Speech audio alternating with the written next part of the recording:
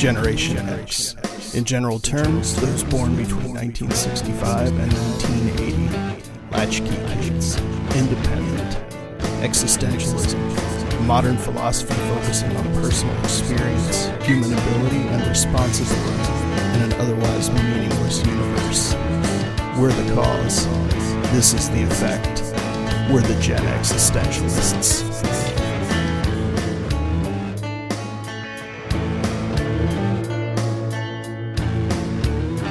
Greetings and salutations, friends. This is the Gen Existentialist podcast. My name is Scott. And I'm Bunny. And we are here to tickle your ears with all manner of things that we discuss from a Gen X perspective. And we do so by picking random topics via Mega Wheel the Magnificent, which you will hear spinning right now.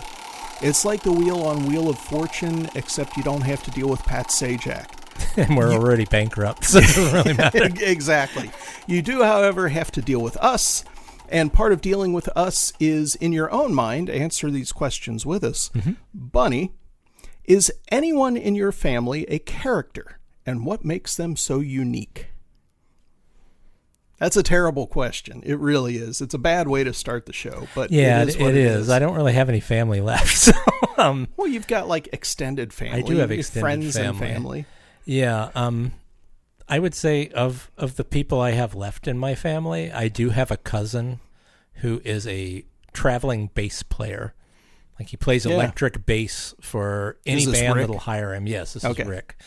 And Rick has had a funny past, a checkered past. I think he's on his either sixth or eighth marriage. I'm not sure which one. Yeah. But he's been quite the thing with the ladies. He's quite the rock and roller.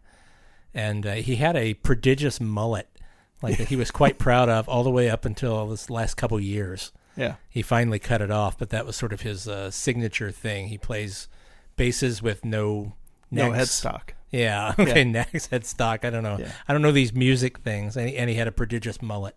Yeah. But now he's just a simple bass player and still enjoying his life. And we become friends via you on Facebook. Yeah. I thought it would be a good connection for these guys because the guy across from me here plays bass as well. So a little bit. I've got a few. I thought they'd have some fun stuff to talk about. So he's probably the biggest character I know of right now in my family. How about you? Yeah, he seems like a cool guy. It'd probably be me in my family. Okay. And that's like extended family that I've gotten to know via Facebook and stuff too, as far as I know. So probably me, just in the fact that the things I do, like artistically and stuff like that. And I'm not sure I'm very unique in any way, but I think anytime you do something creative, whether it's with video, script writing, poetry, music, just in being a creative person, you're kind of automatically unique. But does that make you a character? I don't know. Are you a big jokester? Are you cutting up all the time? Sometimes. Good. Here's the thing about me. If I'm a character, it's probably because I don't think I've ever really known who I am. You're more an eccentric than a character. Yeah, probably. Okay. Here's the thing. I feel like sometimes I've worn a mask so much that I'm not sure who I am. Oh my gosh. It gets back to that chameleon thing. Okay. I feel like I've worn so many different colors that I'm not sure what I am naturally anymore. Okay. And I find that really disconcerting, I think, especially at our age, that because I've described myself in various different ways over the years, and I don't think I've got a good handle on who I am. You have many multitudes. You're a dimensional creature. Yeah, or I'm just a complete loser. And I mean, it's one or the other. Are you a secret loser like Ozzy Osbourne from the Ultimate Sin album? God, what a terrible song. There's a deep cut I just pulled right from my butt. Thank God for the bomb, man. Yeah, Jesus. Worst album cover ever. Oh, that's a great album cover. That chick on there is so hot. Chick on there, but the Ozzy portion of it just ruins it. Well, it's very Frank Frazetta. It's awful. It's just it's good stuff. So yeah, that was a weird aside. Sorry. Yeah, I don't know. I haven't thought about that album in ages. Why do I think of things like this? I mean, I should be remembering, the good stuff, not that. Yeah, I don't know. I think it's pretty good. You were the person that introduced me to Cinderella, of all things. Cinderella's great. Because you had Night Songs. Night Songs is one of the best debut albums by a metal band ever, in my opinion. Really? I will die on that hill. Oh, there are so many good songs on that, and for that to be a debut album, amazing. Yeah. Gotta say, good stuff. I'm going to hit you with Long Cold Winter is a much better album. I don't know about that. Yeah. Okay. But it's much more commercial album. I'll say that. It's just, I don't know. I would pick it, but I'll give you this. As far as a debut and a sophomore album, you don't get much better than Cinderella and Night Songs and Long Cold Winter. Yeah, it was kind of hit after hit right there. Yeah, because there's no sophomore drop-off. No. Like they just continued on their trajectory. I think Rats probably a close second on the debut and sophomore albums being pretty good, both of them. You think so? They're pretty good. I mean, they had some pretty big hits on both of those. You can't argue with Out of the Cellar being a great debut. It is. And which one was the follow-up? Was it Invasion of Your Privacy, I think. Yeah. Great album cover. Yeah, it's pretty great. Fantastic album cover. See, we were way off in the weeds. Sorry, kids. We were talking but this is good stuff, though. I'll give you one. Mm-hmm. L.A. Guns debut album, and then Cocked and Loaded. I can't even think of a song off Cocked and Loaded. I'm sorry. Oh my God, The Ballad of Jane. Is that Rip and Tear. Never Enough. Yeah. The second one? Yeah. Huh. For some reason, I thought that was on their debut album, The Ballad of Jane. I am not well versed in my West Coast metal. Yeah, and see, I was a huge. I've seen LA Guns 3 times. Okay. They're just, especially the original band with Kelly Nichols on bass and Mick Cripps on rhythm guitar and other stuff are just. So, all you listeners out there, if this Steve like Riley, Kelly Nichols, Mick Cripps, Tracy Guns, Phil Lewis. Phil Lewis, formerly of Greek Girl. To you, you'll know what I feel like when this guy starts talking about sports. I'm like, what? Yeah. Start asking me about sports or like just weird bands from the 80s or 90s and like, who is the bass player in this band on their third album? There's a good chance, especially if I owned the album, because I'm the kid that always read the J cards and the inserts. He loves the liner notes. He's a liner note junkie. Yeah. Oh, jeez. Okay, yeah, let's spin Meg Wheel Magnificent again and see what kind of fun stuff she can give us this time. See, even when we get a stupid question, we can just take it into a good direction. There you go. Okay. I think we've done one very similar to this. Would you rather live in a mountain cabin with no human contact? Yeah, we did. Yeah, we've done that. Nix that question. Yeah. Everybody wants to live in a mountain cabin. It's all good. Exactly. City versus mountain. Give me the mountain every time. Okay. We have spun, and Mega Wheel has given us, do you prefer to be around men or women? Do your closest friends tend to be men or women? It's kind of changed over the years. Mm-hmm. My closest friends growing up, the majority of them were women. Yeah. As I age out, the majority of my closest friends are men. I have no problem with either one. I think there's better context for some, like there was always, the guy crew was always around when we did wrestling events and eating at White Castles and just being general slobs, going to the arcade and stuff. The lady crews were always around when we went to the coffee houses and the concerts and the fun times in the park and all that jazz. So, I like them both. Yeah. I like them both. I don't have any preference, male, female, transgender, whatever you happen to be. If you're a good person and we get along and there's fun stuff to do, that's cool. We're going to be friends. And my closest friends tend to be both.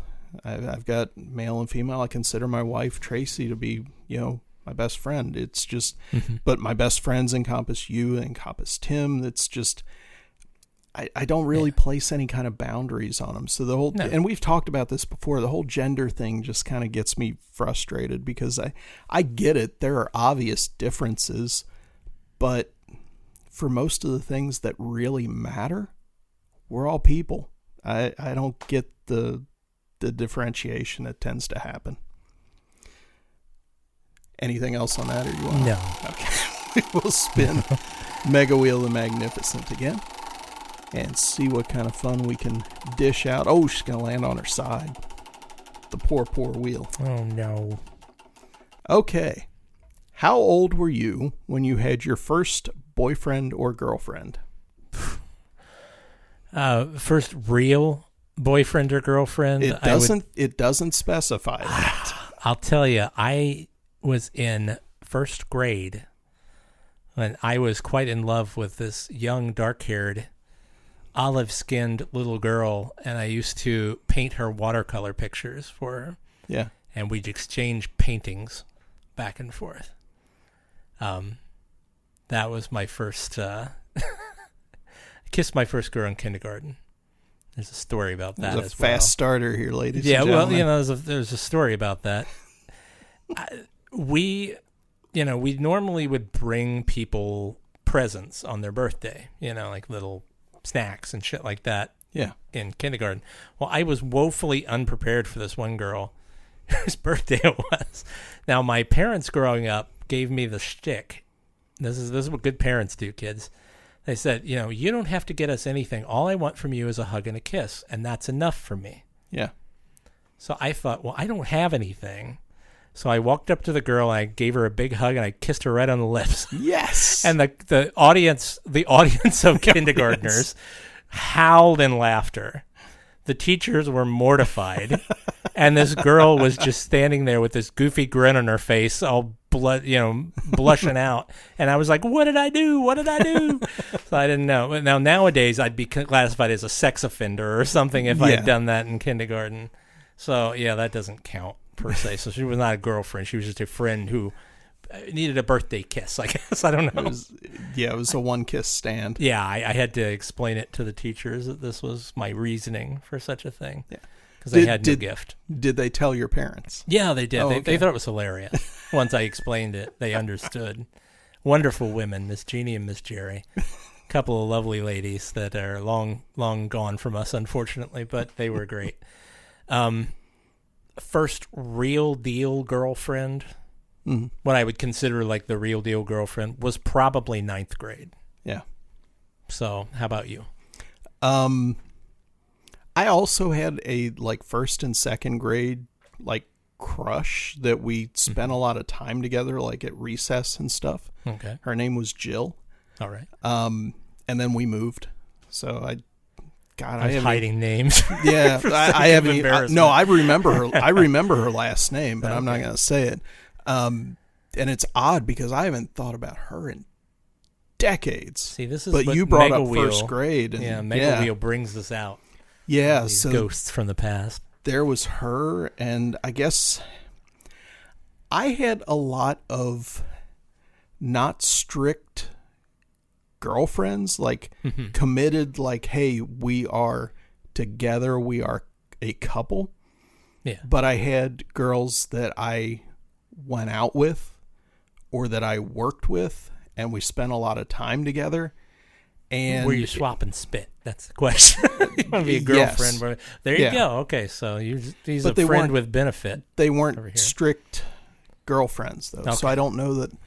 But I would go probably sophomore year of high school. Okay. Yeah, and it's weird. I mean, it's not like I'm discounting them, but I'm not really counting them either.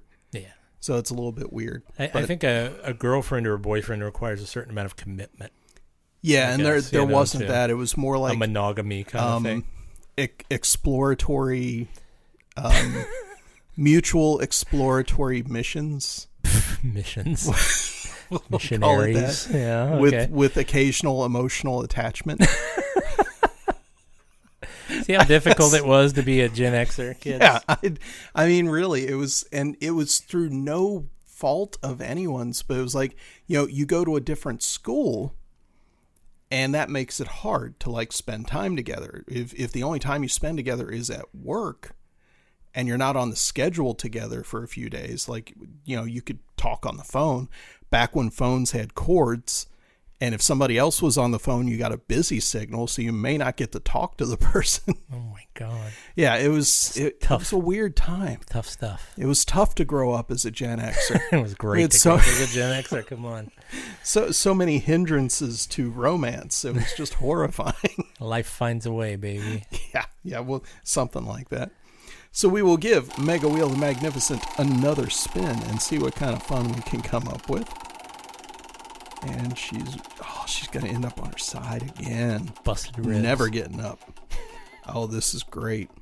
What sounds irritate you? Car horns. All of them? Yeah.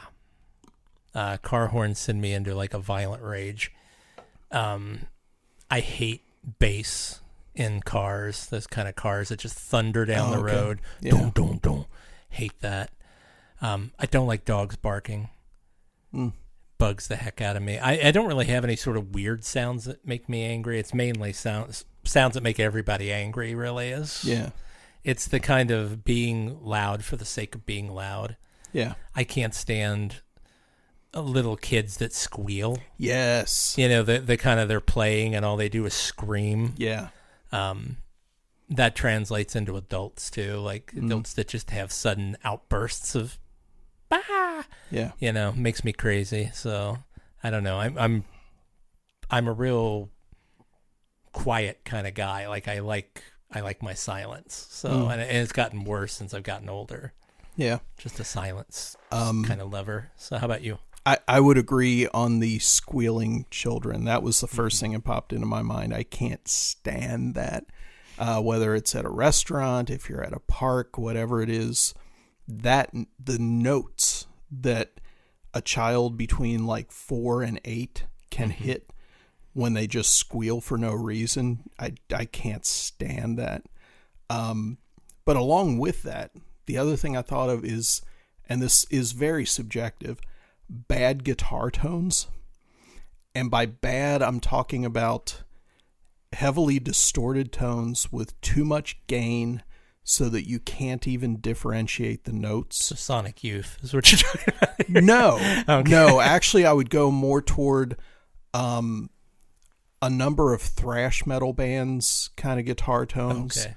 Okay. Just that overly saturated buzzsaw kind of sound. Okay. And on the contrary, I don't like really muddy guitar sounds either. I don't like muddy bass sounds. I like my bass sound to be kind of crystalline. A lot of top end, but a lot of bottom too. Just like a really well-rounded tone. Well-rounded bottom. Yeah. We'll start singing a Spinal Tap song here in a minute. But it's hard to actually fully define, but a poorly EQ'd and put together guitar tone just drives me nuts. All right. And so that it's irritating. Okay. And again, I recognize that is fully subjective. I mean, what I just said I don't like, a lot of people absolutely adore, and that's perfectly fine for you, but I don't want to hear it. That's just the way it is. Oh my God. So okay, boomer. Okay, boomer. We will give Mega Wheel of Magnificent another spin. All right. And she ended up on her head. The poor wheel. Traction. This is terrible. What animal would be way better if it was covered in scales? That's a strange question. Yeah, I hesitate to say birds because that would just have dinosaurs then, and that would be bad news. Well, but see, I was going to say bird because the one that's screaming outside the window of the studio right now. Gee, that's really a dumb question. I'm gonna throw down the gauntlet on this one and say, go on. Yeah, it's dumb question. Animals with scales. Who cares? I mean, animals with scales are good with scales. You're not going to make another animal better by giving it scales. I want an ant with scales. I'm like, who cares? Yeah. Sorry. So we will give Mega Wheel one more spin, see if we can come up with something good to end the show on. I'm not sure who sent that one in. I apologize for sending your question down the poop chute.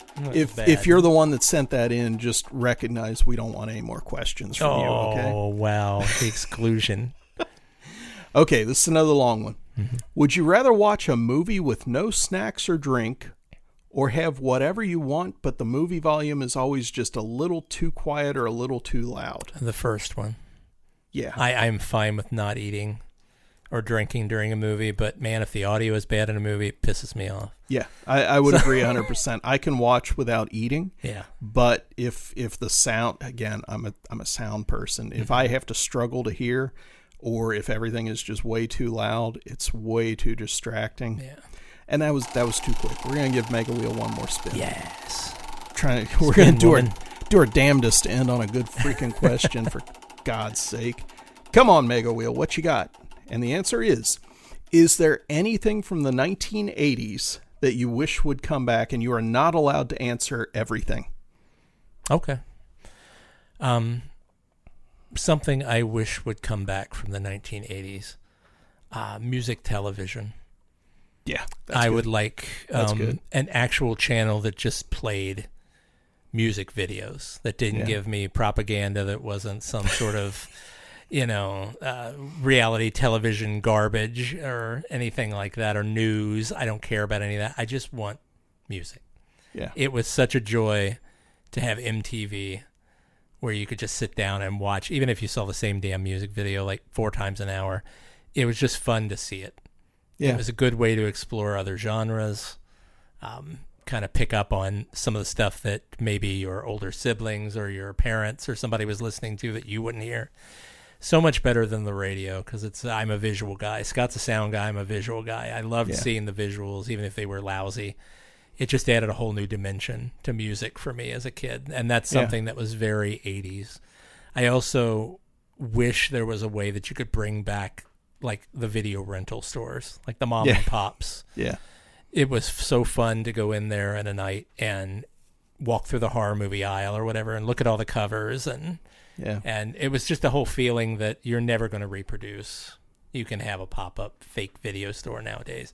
It's just not the same. Yeah. So there's a certain, I don't know, just a certain feeling about all that. But something that could happen today, I would say music television. Yeah. I would be all for that, because there was a period there of about 6 years where that's how you broke new music. That's how you found new bands, was through a video. I've got 2, and the first one I'm going to say is something I've mentioned before. I want neon to come back as a fashion trend. Yeah, because that was one of my favorite things about the 80s was bright, colorful neon stuff. But the other thing, and this is going to be a bit esoteric for anybody out there that's a fan of early to mid 80s pop music, or is a fan of a certain bass player, I want John Taylor's bass tone from the first 3 Duran Duran albums to come back on something they record in the future. Because from like 4th album on, and I love John Taylor, he's one of my favorite bass players, but his bass tone has kind of became and still is very normal. It's a very typical bass tone for most pop music, most rock music. It's very thick, and it does the job, and he plays very well. But there was the tone on the self-titled album Rio and Seven and the Ragged Tiger. Yeah. The tone and I guess not just the tone of the bass, the sound of the bass, but the overall production of the band was very airy. You could hear the synths and the guitars and the drums and the bass and the vocal, and everything had a place. And it became very thick toward the end of the 80s, through the 90s, through to today. Very normal. It's what you expect to hear. But those first 3 albums were different, and they were kind of following along with other bands like Japan, other kind of synth pop bands that were doing the same kind of stuff. But I really miss that. I miss that in music production where you could actually hear every instrument, and every instrument had a spot, and they were all interacting to create this cinematic sound. And that's what those 3 albums are to me. they're audio cinema. Mm-hmm. So it ties in with the music video kind of thing. Like you could listen to those on a pair of good headphones and like hear something different every time. So I love that. And I would love for them or other bands to kind of get back to that. And there was a move toward it a number of years ago. Bands like Block Party and people like that kind of getting back to that kind of feel a little bit. A band called Editors, people like that. But they never quite got the production right for me. And so maybe that's just me hanging on to part of growing up and, you know, the stuff that I cut my teeth on as a music listener before I was a musician. You just need to get with the program and get with the wall of sound producing. Yeah, fuck the wall of sound, man. That's lazy producing right there. Yeah, turn it up. That's what everybody wants. It's really not. And it's hard to listen to. It can be exhausting to listen to. Whereas you listen to like Rio, it's still to me one of the best produced pop albums ever, period. So that's what I'd like to bring back from the 80s. All right. And with that, we will leave you. This has been the Gen Existentialist Podcast. My name is Scott. And I'm Bunny. We'll catch you next time. Have a good one.